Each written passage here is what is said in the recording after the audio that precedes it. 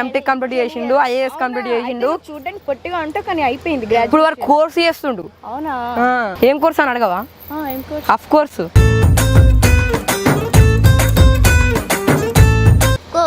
అది సరే. ఇప్పుడు అంతగా నడుపుకోదమ్మా. పెళ్లి చేసుకుంటాం. ఈ గుడి కన్నా చేసుకుంటే అయిపోతుంది. ఎందుకు రావు? అంటే ఈ టెంపుల్ వద్దు, వేరే టెంపుల్ కూడా. అరే ఏందిరా నీ పెళ్లి గోల? నువ్వు కూడా కిరాణి కూడా చెప్తా. ఈ నుండు.